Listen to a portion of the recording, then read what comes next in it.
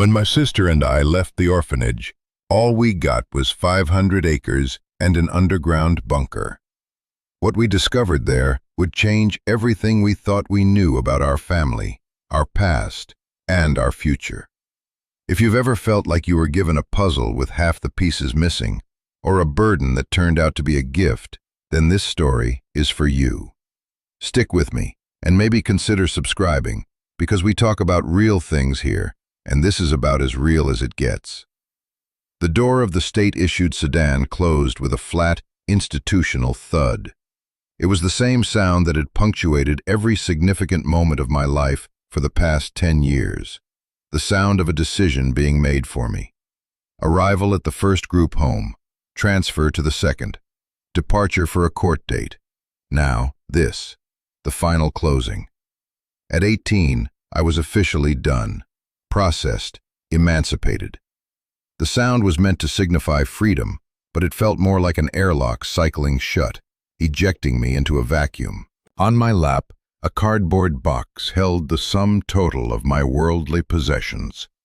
3 changes of clothes, a worn copy of a book I'd read 100 times, a faded photograph of 2 smiling adults I couldn't remember, and a single, thick manila envelope that felt heavier than everything else combined. Beside me, my sister Maya, all of 10 years old, clutched a threadbare stuffed rabbit, her face pressed against the cool glass of the window. She wasn't looking back at the gray concrete building of the St. Jude's Home for Children. She was looking forward, at the endless ribbon of highway, as if trying to see a future that I was supposed to be providing. The weight of her stare was heavier than the box, heavier than the envelope, heavier than the 10 years of structured, sterile emptiness we were leaving behind.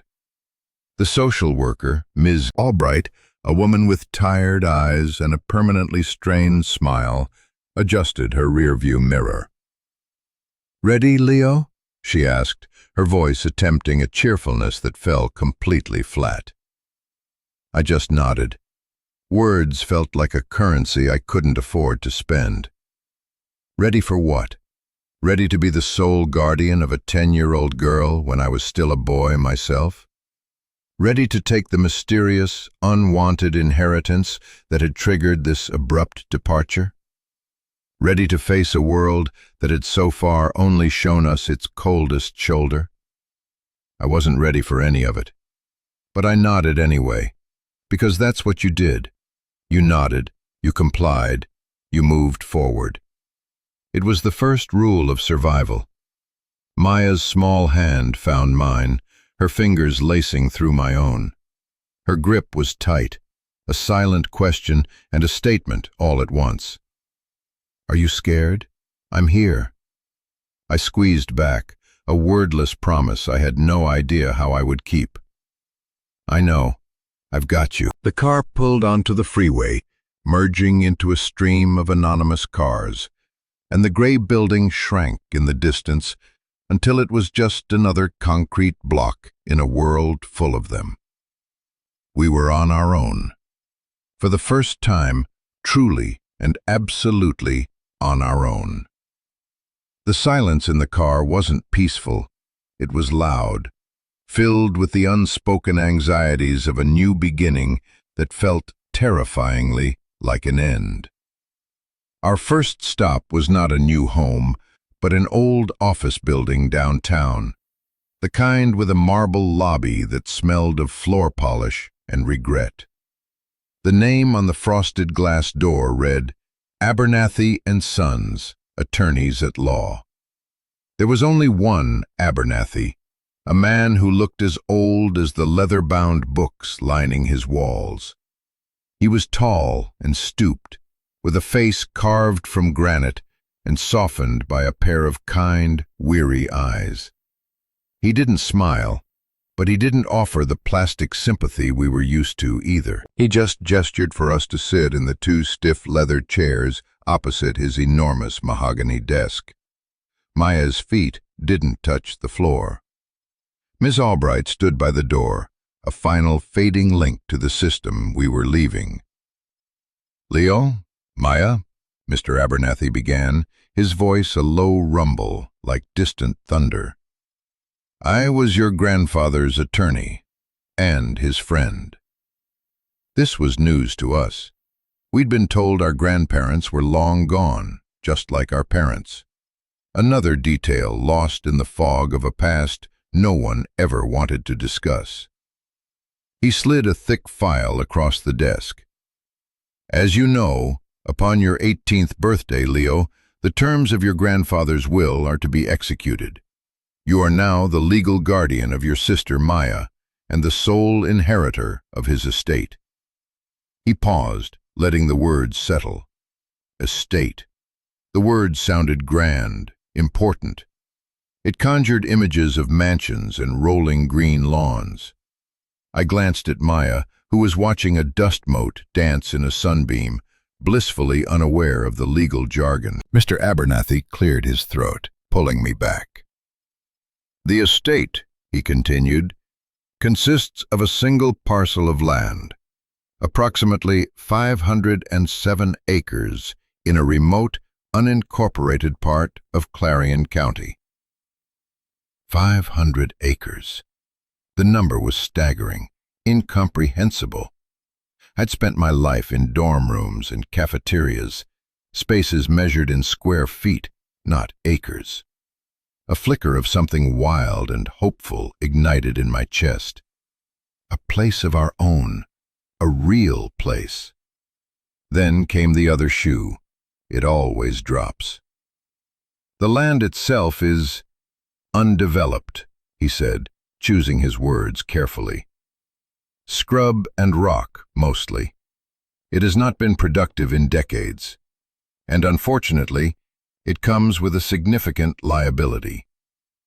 He pulled another document from the file. It was covered in red ink. "There are back taxes owed, a substantial amount. The county has placed a lien on the property. An auction is scheduled in 90 days. The flicker of hope died, smothered by the familiar weight of disappointment. Of course, it wasn't a gift. It was a debt, a trap. "There is, however, an offer," he said, his tone neutral. "A development firm, Sterling Terra Group, has been trying to acquire the surrounding parcels for years. They've made a standing offer to purchase your land. The offer is modest, but it would be enough to clear the tax debt and leave you with a small amount of starting capital, roughly $20,000. $20,000. To me, it might as well have been $1 million. It was more money than I had ever imagined holding. Enough to get an apartment, to find a job, to give Maya a normal life. A real bedroom, a real school. It was the sensible choice, the only choice." "Why do they want it?" I asked, the question surprising me. My voice was hoarse. Mr. Abernathy shrugged, a slow, deliberate movement of his bony shoulders. "Access, I suppose. Water rights. It's hard to say with these firms. They buy up vast tracts of land. Sometimes they develop. Sometimes they just sit on it." He slid a small flat key and a folded yellowed map across the desk. The key was old, made of tarnished brass. "Your grandfather specified that I give you this. He wanted you to see the land for yourself before you made any decision." See it? What was there to see? A piece of worthless dirt that was about to be repossessed. Still, the weight of the key in my palm felt significant. A final request from a man I never knew. "Ms. Albright has arranged for your bus tickets," the lawyer said, standing up. The meeting was over. "My advice, son? Take the offer. Give yourselves a clean start. There's nothing for you out there." His advice was sound. It was logical. It was what any sane person would do. But as I looked at the key, then at my sister, who was now quietly drawing on a notepad she'd brought, a stubborn, illogical thought took root in my mind. A story isn't over until you've read the last page. And my grandfather, for whatever reason, had wanted me to read this one. I closed my hand around the key. "We'll see the land," I said. The bus ride was a journey through descending layers of civilization. We started in the sprawling concrete heart of the city, a place of noise and frantic energy. Then came the suburbs, with their neat lawns and identical houses, a vision of a life we'd only seen on television. After that, the strip malls and highways gave way to smaller towns, then to rolling farmland, and finally to something else entirely. The landscape grew rougher, the trees denser, the hills steeper. The sky seemed to get bigger, wider, a vast, indifferent canvas of pale blue. We were the only ones who stayed on the bus for the entire 6-hour journey. Other passengers got on and off. Families, students, workers, each moving within the orbit of their own lives. Maya and I were celestial bodies that had been knocked from our course, hurtling into the unknown. She slept for most of the trip, her head resting on my shoulder, the rhythmic jostling of the bus a crude lullaby. I stayed awake, watching the world change outside the window, my thoughts a tangled mess of fear and a strange, unfamiliar excitement.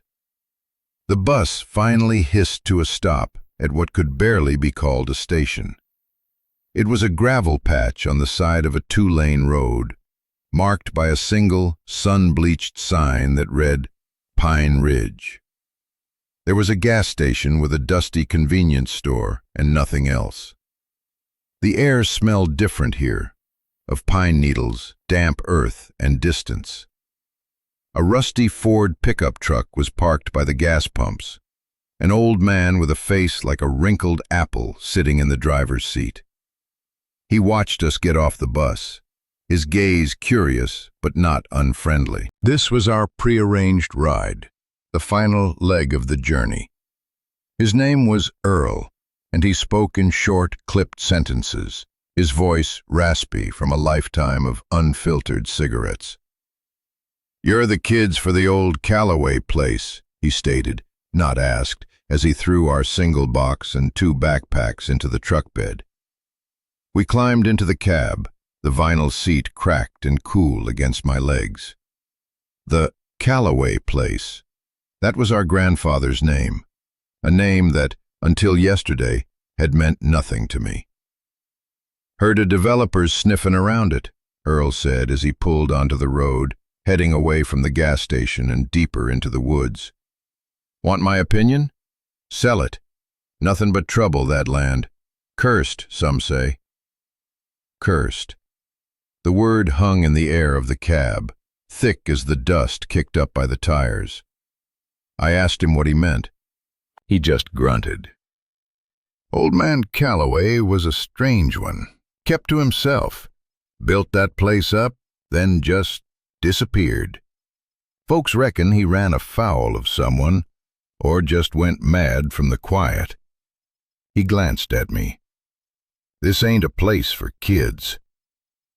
The pavement soon ended, turning into a rutted dirt road that wound its way up into the hills. The trees closed in around us, their branches forming a canopy that dappled the path in shifting light and shadow. It was beautiful, in a wild, intimidating way.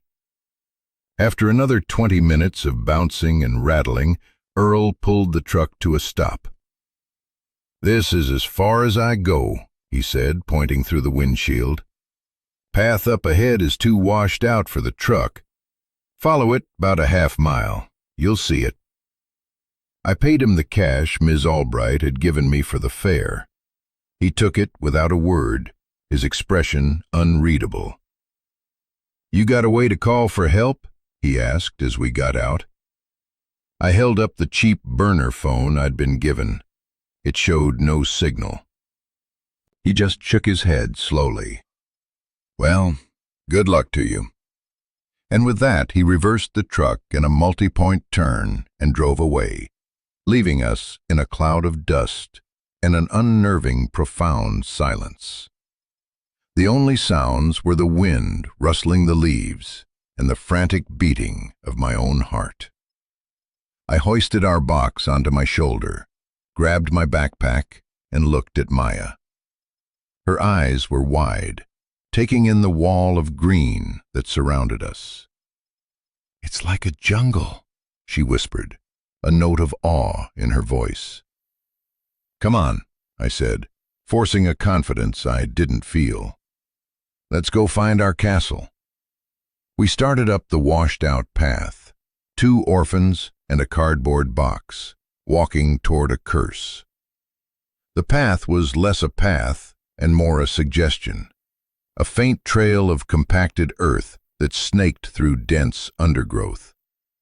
Half a mile felt like 5.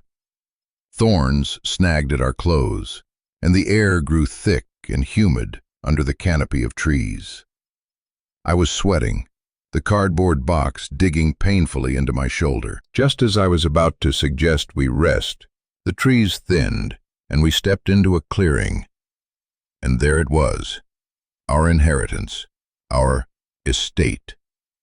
It was a shack, a small, dilapidated structure made of weathered gray wood, its roof sagging in the middle like a tired old horse. A single window was boarded up, and the door hung crookedly on one hinge. A stone chimney, covered in moss, listed to one side. This was it. This was the Calloway place. The last shred of hope I'd been clinging to evaporated, replaced by a cold, hollow feeling in the pit of my stomach. I had dragged my sister across the state for this, for a pile of rotting wood. I set the box down with a thud. I couldn't look at Maya. I was too ashamed. I could feel her disappointment, her fear. I had promised her a castle, and I had brought her to a ruin. I waited for the tears, for the "I want to go home." But she just walked slowly toward the shack, her footsteps silent on the pine needles carpeting the ground. She reached out and touched the rough, weathered wood of the wall. "It's quiet here," she said softly. I finally looked at her. She wasn't crying, she was just looking, observing, taking it all in. That was Maya. She saw things I didn't. She found the single dust mote in the intimidating lawyer's office, the quiet in the middle of a terrifying wilderness. I took a deep breath, pushing down the despair. We had to make a decision. There was no going back to the bus stop today. We had to at least spend the night. The door to the shack groaned in protest, but opened. The inside was one small room, surprisingly dry, but thick with the smell of dust, decay, and mice. A crude wooden table and a single chair stood in the center. A rusty wood-burning stove was shoved into a corner by the chimney. In the other corner was a pile of old, mildewed blankets. It was bleak, but it was shelter. While Maya explored the single room with a child's curiosity, I started my own search, though I wasn't sure what I was looking for. A clue, a reason, something to explain why our grandfather would leave us this. I ran my hands along the walls, tapped on the floorboards. Most were solid, but near the back wall, under the pile of blankets, one board felt different. It was shorter than the others, and when I pressed on it, it gave slightly. My heart quickened. I pried at it with my fingers, then with the edge of the brass key from the lawyer. The wood splintered, but the board came loose. Underneath was a dark, square cavity, and inside it, a heavy, olive-drab metal box, the kind used by the military for ammunition. It was locked with a simple clasp. Next to it lay another key, this one modern and silver, attached to a small circular piece of metal with a strange symbol etched into it. A stylized bird with its wings spread. I lifted the metal box out. It was heavy, solid. I worked the clasp, and with a click, it sprang open. I expected documents, maybe a few sentimental items. What I saw made my breath catch in my throat. It was money, stacks of it, $100 bills, neatly bundled in paper bands. It wasn't $20,000. It was more. So much more. I didn't dare count it. My hands were shaking. This changed everything. But it wasn't the only thing in the box. Beneath the stacks of cash was a small hand-crank flashlight and a single folded piece of paper. I unfolded it. It was a hand-drawn map of the clearing, with the shack marked as shed. And about 50 feet behind it, an X was drawn, next to the words, "The real house." The real house? I looked out the door of the shack, toward the spot indicated on the map. It was just a tangle of overgrown bushes and a small rocky outcrop. Nothing that looked like a house. With the flashlight in hand and Maya close behind me, I walked to the spot. The bushes were thick, but as I pushed them aside, I saw it. Not a house, but a door. A heavy steel plate door, set horizontally into the ground, flush with the rock. It was painted to look like the surrounding stone, a masterful camouflage. In the center of the door was a keyhole, and next to it, a small, recessed circle. The silver key from under the floorboard slid perfectly into the lock. I turned it. A heavy clunk echoed from within. Then I took the circular piece of metal attached to the key and pressed it into the recessed circle. There was a low hum, and then, with a hiss of hydraulics, the massive steel door began to rise. It opened like a clamshell, revealing a set of steep concrete steps descending into absolute darkness. A wave of cold, stale air washed over us, smelling of earth, concrete, and something else, something clean, like ozone. This was it, the real house, an underground bunker. My grandfather hadn't just been a strange man who kept to himself. He had been a man with a secret, a very, very big secret. We stood at the precipice, staring down into the dark. This was no longer about a worthless piece of land or a tax debt. This was about uncovering the truth. I clicked on the hand-crank flashlight, its beam cutting a weak but steady path into the gloom. "Stay close," I whispered to Maya, and together we took the first step down. The descent felt like we were entering another world. The air grew colder with each step, the silence more profound. The concrete stairs were steep and narrow, enclosed in a smooth-walled shaft. After about 30 steps, we reached the bottom, standing in a small entryway. Another heavy steel door stood before us. There was no handle, just a small panel on the wall with a single, large, red button. I hesitated. Every instinct I'd honed in the system screamed at me to be cautious, to avoid the unknown. But we had come this far. I took a deep breath and pressed the button. For a moment, nothing happened. Then, a low hum started, and with a series of loud, satisfying clicks, the locks on the door disengaged. A strip of light appeared along the top of the door, and then the whole bunker was flooded with a steady, humming fluorescent glow. The power was on. The door slid silently into the wall, revealing what lay beyond. It wasn't a damp, cramped cellar. It was a home. A strange, sterile, windowless home, but a home nonetheless. We were in a long hallway. The air, though stale, was being moved by a quiet ventilation system. We walked down the hall, our footsteps echoing softly. There were doors on either side. The first one opened into a compact, efficient kitchen, complete with a stove, a refrigerator, and cupboards stocked with canned goods and freeze-dried meals. Everything was covered in a thin layer of dust, but was otherwise perfectly preserved. Another door revealed a bathroom with a working shower. Another, a bedroom with 2 neatly made bunks. At the end of the hall, we entered a larger room, a combination living area and study. There was a comfortable-looking couch, a bookshelf filled with titles on engineering, history, and cryptography, and a large desk. And on that desk, placed squarely in the center, was a vintage cassette tape recorder and a stack of tapes, each meticulously labeled in neat block handwriting. Next to them was a thick, leather-bound journal. The first tape was labeled, "For Leo and Maya.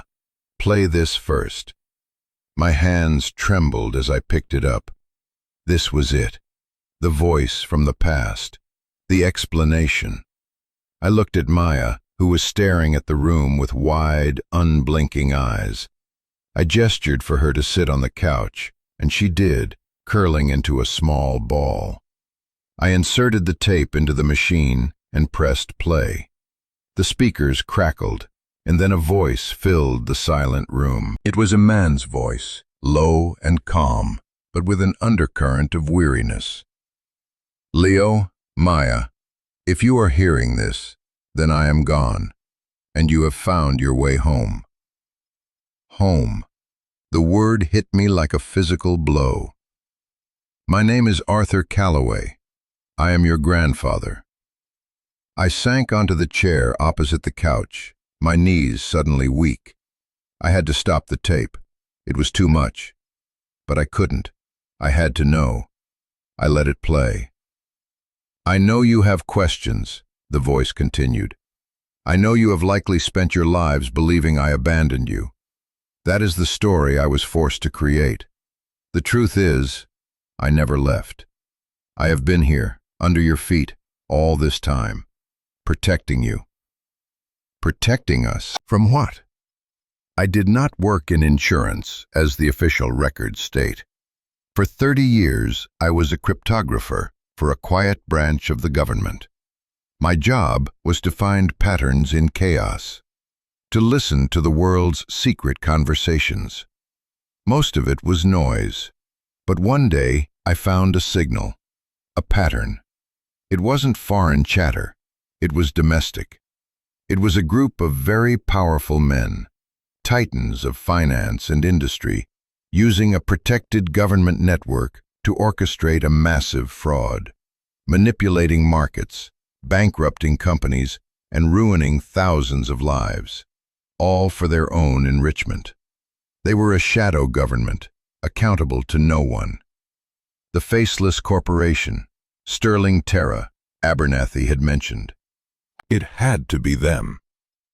I took my findings to my superior. He told me to drop it. He warned me that these men were untouchable. But I had the proof. I had their names, their accounts, their plans. I made a copy of everything. That was my mistake. They found out. The day I was supposed to meet with a journalist, your parents, they died in a car accident. The police called it a tragic accident, brake failure. But I knew. It was a message to me. They were showing me they could get to anyone. They could get to you. I looked at Maya. Her face was pale. The story of our parents' death had always been a simple, tragic fact. Now it was a murder. I couldn't go to the authorities because the authorities were compromised. I couldn't run because they would find me. So I disappeared. I used my knowledge of the system to erase myself. I staged a boating accident, became legally dead. And I came here, to this land that has been in our family for generations, and I built this place, a sanctuary, a fortress. I put you into the state system because it was the one place they would never look for you. Anonymous, lost in the bureaucracy. It was the cruelest, most painful decision of my life. To know you were so close, growing up without family, while I was here, unable to reach out. Every day has been a torment, but it kept you safe. The tape hissed for a moment. I could hear him take a shaky breath. This bunker, this land, it is your birthright, but it is also a weapon. The choice of what to do with it is now yours. I am so sorry, my children, for everything. The tape clicked off, leaving a silence that was heavier and more terrifying than any I had ever known. Our whole lives, the entire foundation of our identities, had been a lie. We weren't abandoned. We were protected. We weren't nameless orphans. We were Callaways. And we had just inherited not just a piece of land, but a war. The silence that followed my grandfather's recording was a living thing. It filled the bunker, pressing in on us, thick with the ghosts of unspoken words and lost years.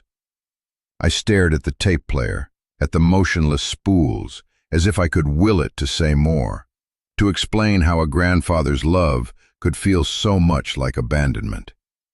Maya hadn't moved from the couch. She was looking at me, her expression unreadable, her child's mind trying to process a reality that was fracturing my own. "So," she said, her voice small but steady, "our parents didn't just crash?" I shook my head, a slow, heavy movement. "No, it doesn't sound like it." "And Grandpa, he was here?" "Yes," I whispered. "He was here the whole time." I expected her to be angry. I was angry. A furious, helpless rage was boiling up inside me, directed at the faceless men who had stolen our family, at the system that had been our cage, and even at the ghost of the man on the tape, the grandfather who had made an impossible choice. But Maya wasn't angry. She slid off the couch and walked over to the desk. She gently touched the leather-bound journal. "He was protecting us," she said, not as a question, but as a fact she had already accepted. Her simple, profound acceptance was a dam breaking inside me. I stood up, turned away from her, and walked over to the bookshelf, pretending to examine the titles. But the words were just a blur. The truth was, I couldn't let her see me cry. I was the adult. I was the one who was supposed to be strong. But the weight of it all, the murders, the conspiracy, the sacrifice, was crushing. I gripped the edge of a shelf, my knuckles white, and squeezed my eyes shut. I cried for the parents I never got to know. I cried for the grandfather who lived a lonely life in a concrete box, just miles from where we were sleeping in sterile dormitories. I cried for the childhood we had lost, for the 10 years of believing we were unwanted, disposable. And I cried because for the first time, I understood that the hole in my life wasn't from a lack of love, but from a love so fierce it had chosen to be cruel in order to be kind. A small hand slipped into mine. I looked down. Maya was standing beside me, her head tilted, her eyes full of a wisdom that no 10-year-old should possess. She didn't say anything. She just stood there, holding my hand, a silent, solid anchor in the swirling chaos of my emotions. After a few moments, I wiped my eyes on my sleeve and took a shaky breath. "Okay," I said. "Okay." The emotional storm passed, leaving behind a strange, cold clarity. Anger and grief were luxuries. We had decisions to make. My grandfather had said this place was a weapon. I needed to see the rest of it. I found the journal on the desk. The first page was a continuation of his message. "Leo, the money in the shed is for your immediate needs. It's clean, untraceable. Enough to start over, anywhere you want. It is your easiest path to safety. You and Maya can disappear, live a normal life. No one will ever find you. That is one choice. I thought of the cash in the metal box. 20,000, the lawyer had said. It looked like 10 times that at least. A get-out-of-jail-free card for life. But there is another choice, the journal continued, the harder path. In the northmost room of this facility, you will find the rest of your inheritance. Use the same key from the shed. What you find there can either be your salvation or your tomb. The decision to open that door must be yours alone. The northmost room. I looked down the main hallway. There was one more door at the far end, one we hadn't tried. It was different from the others, made of reinforced steel with a high security lock. The silver key. The key from under the floorboard in the shed. It wasn't just for the bunker's main entrance. "What is it?" Maya asked, seeing the look on my face. "It's another room," I said. "He left us a choice." We walked to the door together. The air around it felt colder, heavier. This was the heart of the secret. I put the key in the lock. It turned with a smooth, precise click. I paused, my hand on the handle. I thought about the lawyer's advice. Take the offer. Give yourselves a clean start. I thought about the money in the box, a simple, straightforward escape. We could walk out of here, take the cash, sell the land to the very people who had destroyed our family, and never look back. We could be safe, anonymous, normal. Was that what my grandfather would want? For us to run? Or had he left us this key, hoping we would do something else, hoping we would finish what he started? I looked at Maya. She wasn't scared. She was watching me, her expression one of complete trust. In that moment, she wasn't the burden I had to protect. She was my conscience. I turned the handle and pulled the door open. The room was a small, climate-controlled vault, and it wasn't empty. One wall was lined with shelves, and on those shelves were dozens of sealed, fireproof cases. Another wall was covered in corkboard, filled with a spiderweb of names, photographs, and connecting lines of red yarn. It was a conspiracy board, a map of the enemy. But the most shocking thing was the third wall. It was stacked from floor to ceiling with cash. Not bundles, bricks, shrink-wrapped bricks of $100 bills. It was an obscene amount of money, millions. And next to it, on a small metal table, sat a laptop computer and a single hard drive. A note beside it read, "This is everything, their entire shadow ledger, the proof. The money is their weapon. Now it can be yours. They want this land because they suspect the proof is here. Sterling Terra Group is their creation. Buying this land isn't about development. It's about burying their sins forever." The choice was no longer abstract. It was right here, in this room. Run with the money or stay and fight with the truth. The weight of that decision felt like the entire mountain above us pressing down on my shoulders. The sight of that room, the evidence, the web of conspiracy, the sheer, staggering volume of money should have been overwhelming. And it was. But it was also clarifying. It was like finally seeing the full picture after staring at a single, confusing piece for years. The questions that had haunted my life, why us? Why were we alone? Were answered.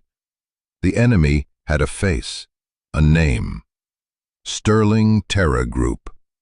The company that wanted to buy our land, to pay us off with a pittance, was them. They weren't just trying to acquire a property. They were trying to erase a history. My grandfather's history. Our history. I stood there for a long time, just breathing in the cool, dry air of the vault. The money was a siren song, whispering of an easy life. A new car, a nice house somewhere far away, the best schools for Maya, a future free from struggle. Everything I had ever wanted to give her. We could take it. We could disappear.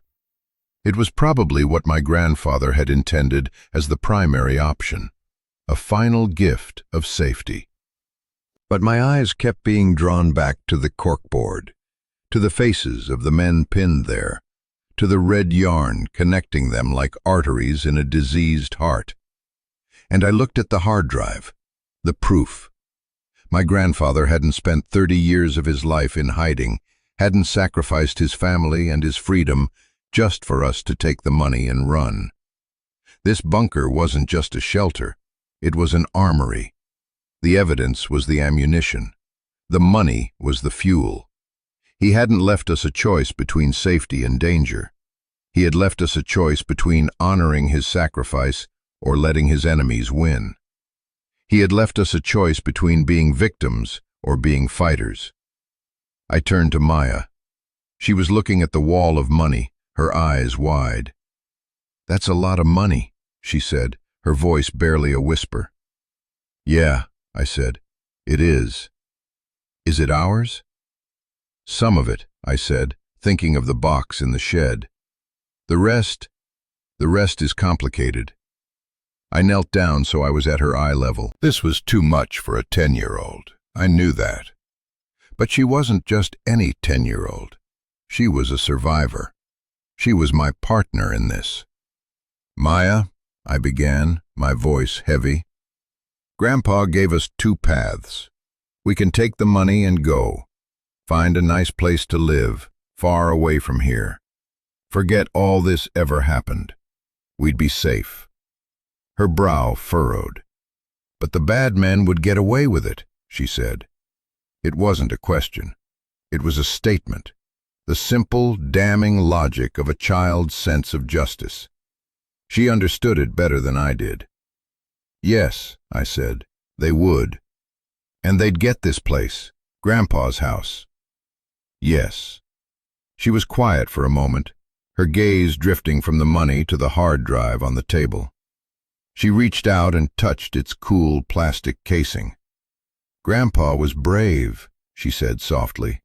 "He fought them."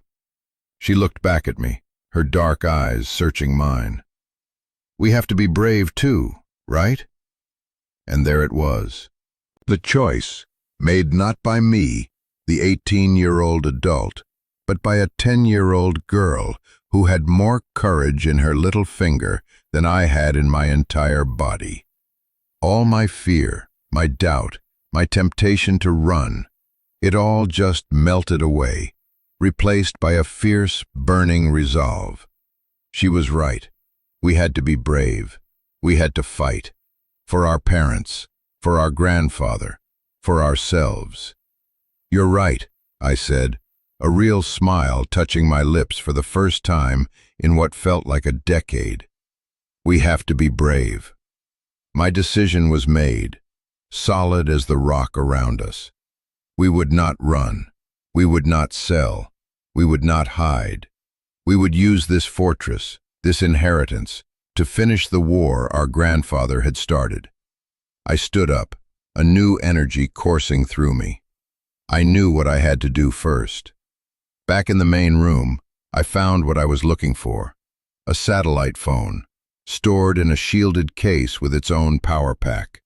It was old, bulky, but the power indicator glowed green. I took it outside, into the fading daylight of the clearing.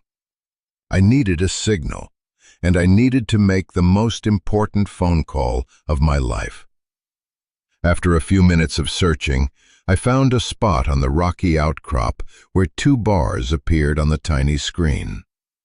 I took a deep breath and dialed the number on the business card Mr. Abernathy had given me. It rang 3 times, and then his gruff voice answered.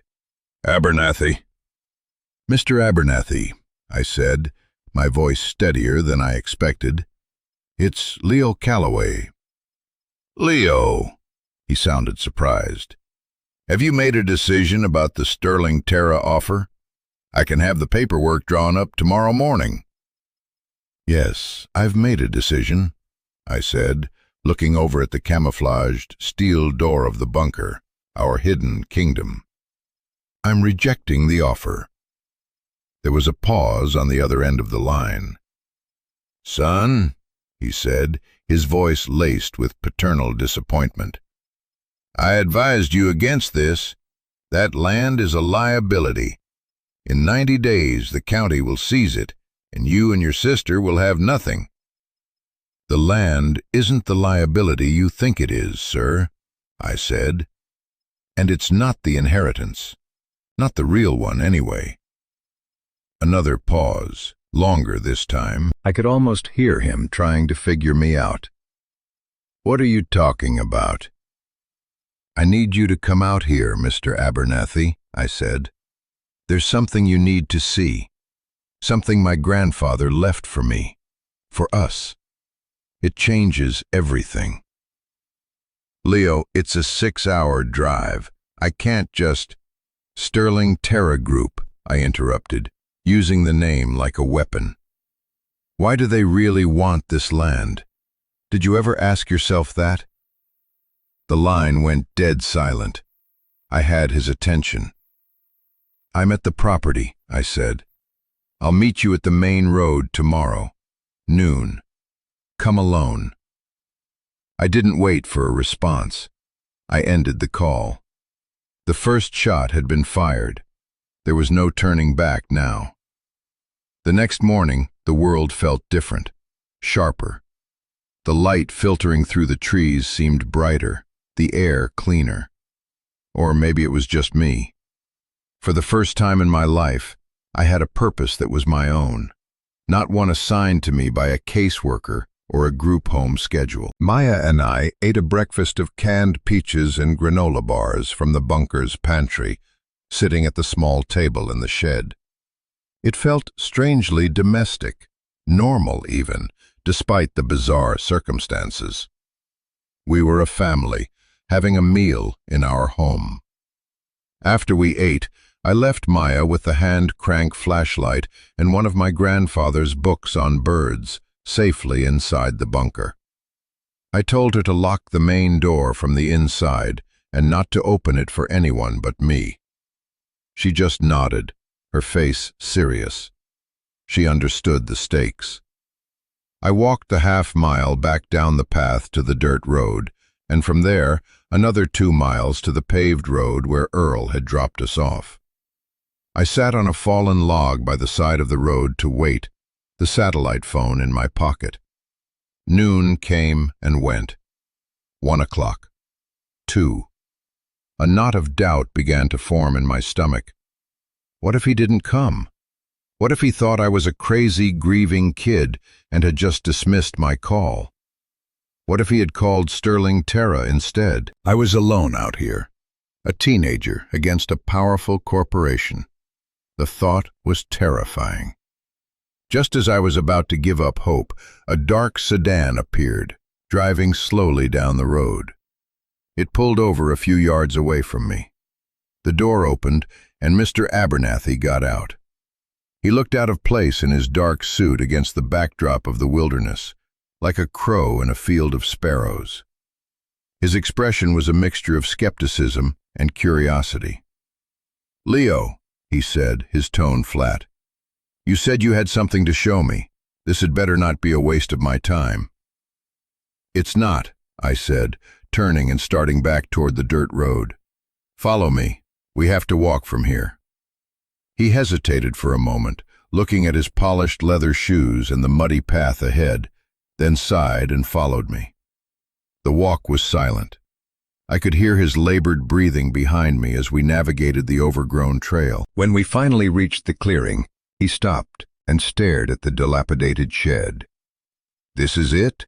he asked, an undisguised note of pity in his voice. "This is what you refused $20,000 for?" "That's not it," I said, walking past the shed toward the rocky outcrop. "This is." I pushed aside the bushes, revealing the camouflaged steel door. Abernathy's eyes widened slightly. He was a man not easily impressed, but this was clearly not what he was expecting. I used the key and the metal disc, and with its familiar hum and hiss, the bunker door opened. I gestured for him to go first. He peered down into the darkness, then looked at me, 100 questions in his eyes. He cautiously descended the stairs. I followed him, closing the heavy door behind us. It sealed with a heavy, final thunk, plunging us into darkness for a moment, before I hit the button and the lights hummed to life. I led him through the bunker, room by room. He said nothing, his sharp lawyer's eyes taking in every detail. The stocked kitchen, the ventilation system, the bookshelf of technical manuals. His skepticism was slowly being replaced by a look of sheer astonishment. Finally, I led him to the northmost room, the vault. I unlocked it and pushed the door open. He stepped inside and just stopped. He stared at the conspiracy board, at the shelves of evidence, and at the wall of money. His jaw, which I had thought incapable of anything but a grim line, actually dropped. He walked over to the stacks of cash, touched one of the shrink-wrapped bricks as if to confirm it was real. He turned to the corkboard, his eyes scanning the names and faces, some of which he clearly recognized. Then he saw the laptop and the hard drive. "My God," he whispered, the sound swallowed by the insulated room. "What is all this?" "It's my grandfather's life's work," I said. "It's the truth." I spent the next hour explaining everything. I played him the first few minutes of the tape. I showed him the journal. I told him about Sterling Terra Group and their connection to the men on the board. He listened without interruption, his face a mask of intense concentration. When I was finished, he sank onto the small stool by the table, looking overwhelmed. "Arthur," he said, more to himself than to me, "you magnificent, crazy bastard, you actually did it." He looked at me, and for the first time, he wasn't looking at a troubled kid. He was looking at me as an equal, as a client, as a Calloway. "Do you have any idea what this is?" he asked, his voice low and urgent. "This isn't just evidence of fraud. This is sedition. This is a criminal conspiracy at the highest levels. This hard drive, this could bring down an empire." The fear I had seen in his eyes was gone, replaced by the steely glint of a fighter. He was a lawyer again, a damn good one. "They won't just let you walk away with this, Leo," he said. "Now that you've rejected their offer, they'll know something is wrong. They'll come for this land, and they will not be gentle. The tax auction is their legal avenue, but they won't stop there." "I know," I said. "That's why I called you." He stood up, pacing the small room. He was energized, alive. The dusty old lawyer was gone. In his place was a general planning a campaign. "Okay," he said, "okay. First, we file an injunction to stop the auction, citing a dispute of ownership and the discovery of new assets. That will buy us time. Second, we can't go to the FBI or the DOJ, not until we know who we can trust. Your grandfather was right about that. We need a different route. A whistleblower lawsuit filed under seal. We use the evidence to force a federal investigation, but on our terms." He pointed to the wall of money. "And we use this. We hire the best forensic accountants, the best data security firms, the best investigators. We use their own weapon against them." He stopped pacing and looked at me, his expression deadly serious. "This will be a war, Leo. It will be long, and it will be ugly. Your life and your sister's life will be at risk. Are you sure you want to do this? You can still walk away. Take the money in the shed and go. I will never speak a word of this to anyone." He was giving me one last out, but my resolve was absolute. I thought of my sister, safe in the other room.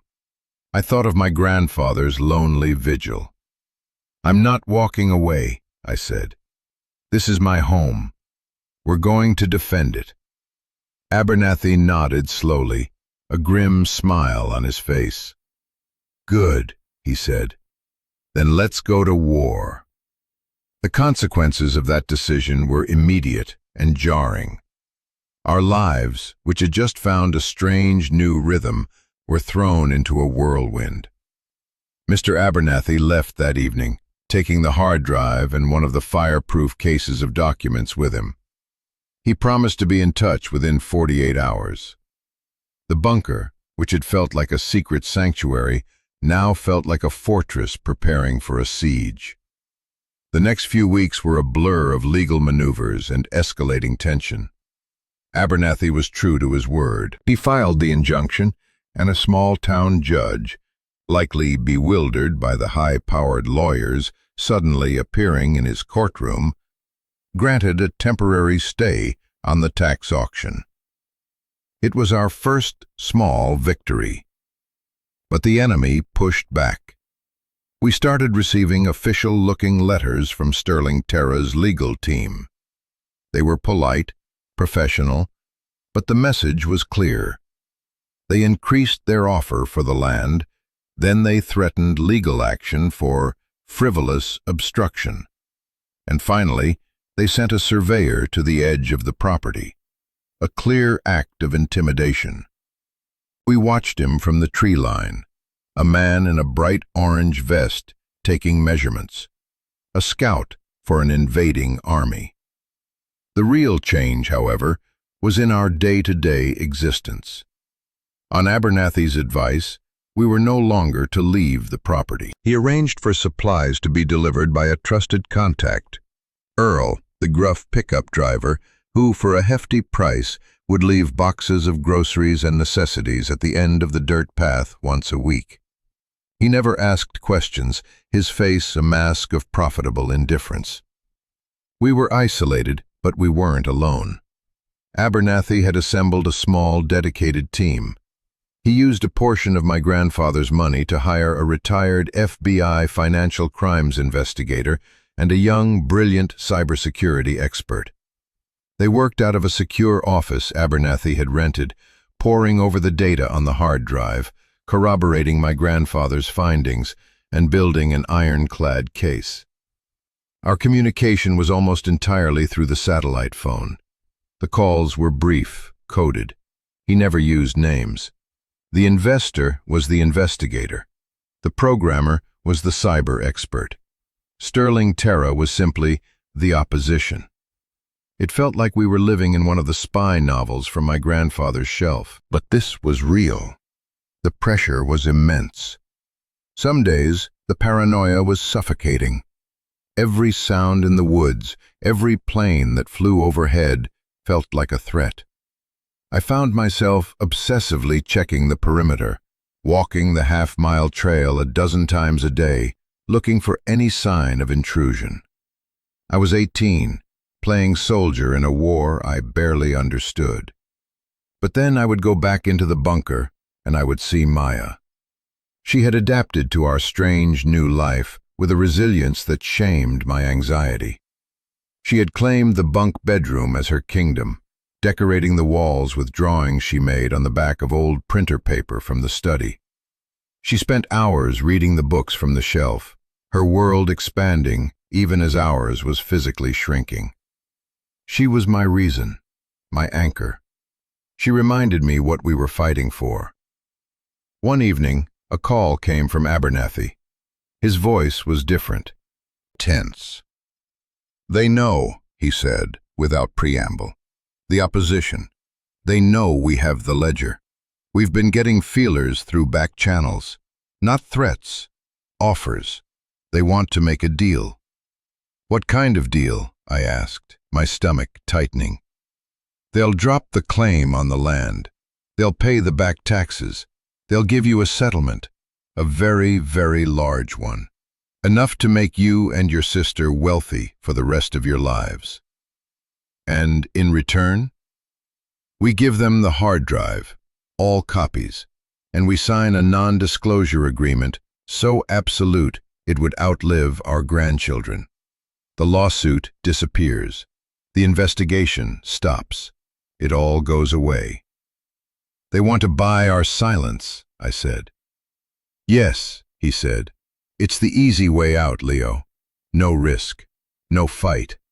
You win, in a way. You get the land, you get the money. You and Maya are safe and rich forever. It was the same choice as before, just bigger, shinier, more tempting. The ultimate test. What do you think we should do? I asked him. There was a long pause on the line. My job is to present you with the options, Leo, he said finally, his voice carefully neutral. My personal opinion is irrelevant. This is your grandfather's legacy. It's your choice. I looked around the concrete room, at the hum of the ventilator, at the steady fluorescent lights. This place was built on a principle. It was built on the idea that some things weren't for sale. Tell them no, I said, my voice clear and firm. Tell them we'll see them in court. Abernathy was silent for a moment, and then I heard him let out a long, slow breath. It was a sound of relief. I was hoping you'd say that, he said. Get ready, son. They're not going to ask nicely again. The months that followed were a slow, grinding siege. The legal battle raged in courtrooms hundreds of miles away, a war of motions, depositions, and sealed documents. On the ground, at the Calloway place, it was a war of nerves. Sterling Terra, having failed to buy our silence, escalated their campaign of intimidation. Low-flying helicopters began to appear, circling our property for hours at a time, their thumping blades a constant, unnerving presence. Unmarked vehicles would park for days at the end of the public road, men with binoculars watching the tree line. They never set foot on our land. Abernathy's injunctions were holding, but they were making their presence known. They were trying to break us, to make us feel surrounded, helpless. In some ways, it worked. The fear was a constant companion, a cold knot in my stomach. But the bunker was our shield. Down there, the world and its threats disappeared. The thud of helicopter blades faded. The silence was absolute. It was our sanctuary, our fortress, and slowly it was becoming our home. We developed a routine. Mornings were for chores. I would make the trek to our supply drop point, while Maya would tidy our living space. Afternoons were for school. Using the textbooks from the shelves and educational websites I could access on the bunker's surprisingly fast satellite internet, I did my best to homeschool her. We studied math, history, science. Her favorite was biology. She started a journal, documenting the plants and animals she saw in the clearing, her drawings becoming more detailed and confident. I was learning too. At night, after Maya was asleep, I would sit at my grandfather's desk and study the files Abernathy had left me. Simplified legal documents, summaries of the investigation. I was learning about shell corporations, about money laundering, about the complex machine of corruption we were fighting against. I was no longer just a scared kid. I was becoming a part of the fight. The land itself began to change, or rather, our relationship to it did. It was no longer a worthless patch of scrub. It was our territory, our kingdom. With some of the cash from the shed, I had Earl deliver tools, an axe, a saw, shovels, and seeds. I started clearing the dense undergrowth around the shed, expanding our clearing. I repaired the shack's roof and door, turning it into a proper workshop. Maya and I tilled a small patch of earth and planted a garden. We planted tomatoes, squash, beans, potatoes. It was backbreaking work, but with every weed I pulled, with every seed I planted, I felt like I was putting down roots, both literally and figuratively. This wasn't just my grandfather's land anymore. It was ours. One afternoon, as we were watering our fledgling garden, Maya pointed to the top of the ridge that overlooked our clearing. "What if we built a house there?" she asked. "A real one, with windows." I looked up at the spot. It had a perfect view of the entire valley. You could see for miles. "Maybe one day," I said, "when this is all over." "I want a blue door," she said, definitively. The thought of it, a real house, with windows and a blue door, a place not for hiding, but for living, became a beacon of hope. It was the future we were fighting for. The turning point came late one evening. A call from Abernathy, his voice electric with excitement. "We got him," he said. "One of their inside accountants. He's ready to flip. The investigator found him, squeezed him, and he broke. He's agreed to testify in exchange for immunity. This is it, Leo. This is the smoking gun. It corroborates everything on the hard drive. They're finished." A wave of relief so powerful it made me dizzy washed over me. "It's over?" "Not yet, but the end game has begun. It's going to get very public very soon. I need you and Maya to be prepared for that." He was right. A week later, the story broke.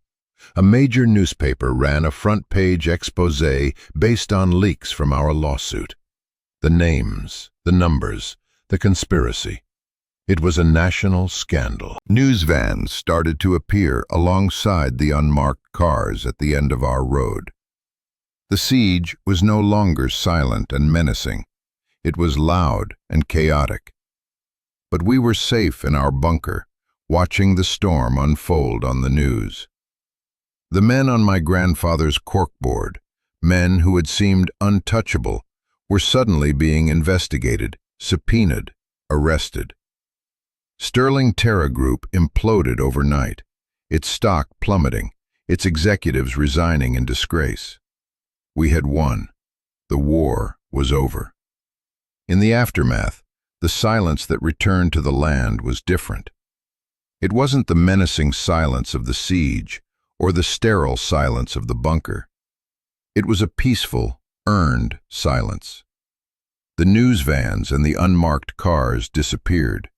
The helicopters were gone. It was just us, the wind in the pines, and the vast, quiet sky. The legal proceedings dragged on for another year, a slow, methodical dismantling of a criminal empire. We were shielded from the worst of it by Abernathy, who handled everything. The final settlement was staggering. The government seized the illicit assets of the conspirators, and as the original whistleblowers, a significant portion was awarded to us by the court. It was a fortune that made the money in the bunker look like pocket change. But by the time it came, the money felt like an afterthought. We had already found our treasure, the land, our home. We stayed.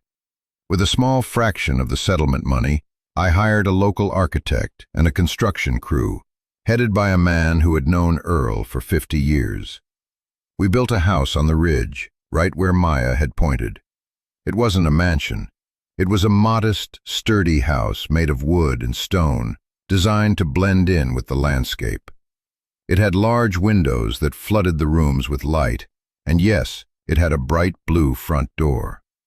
The bunker was still there, of course. We didn't seal it. It was part of our story.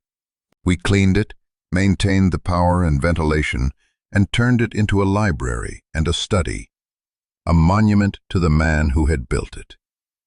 My grandfather's desk remained, his journal and tape recorder sitting on it, a permanent reminder of the choice he gave us.